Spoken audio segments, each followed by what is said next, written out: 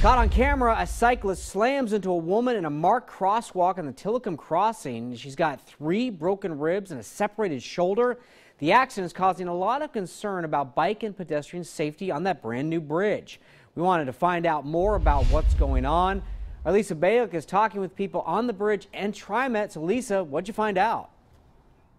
Dan, the bridge just opened last month, and while no cars are allowed, it is a sea of signs and lights up there for the bicyclists, for the walkers, and for mass transit, a sea that may need to be fixed. We asked TriMet for this video, which shows how a cyclist ignored a red light for cyclists and crashed into Carol Barkley just as she stepped into the crosswalk. She's recovering with several broken ribs and other injuries.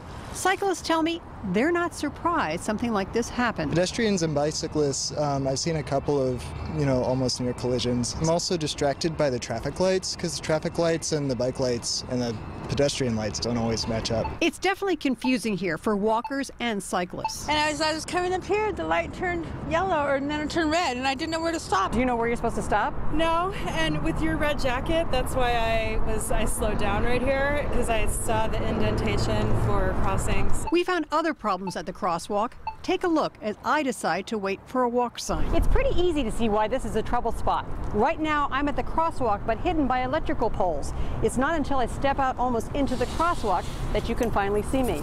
I asked TriMet if it plans to make changes to signals, move some structures blocking views, or mark the stopping point for cyclists better. TriMet told me they wouldn't talk on camera. In a statement, they said they are, quote, reviewing the signal timing and signal placement to see if there are ways to further improve safe behavior. Some cyclists told me it's a learning curve. Most cyclists are going to be used to looking at that red light up there, and I know some of them probably don't notice that the bike signal is actually lower down there. I think it's an education issue, and it's just going to take time for everything to work smoothly. Now, another thing I noticed out here, many are first-timers on the bridge, including sightseers and tourists. And the bottom line here for everyone is that they need to slow down and look both ways. Even if they have a green light, they really just need to be, whether you're on foot or on a bicycle, to be watching what's going on. And clearly, both the Department of Transportation within the city as well as TriMet are taking a look at what's going on, and we may be seeing some changes coming up.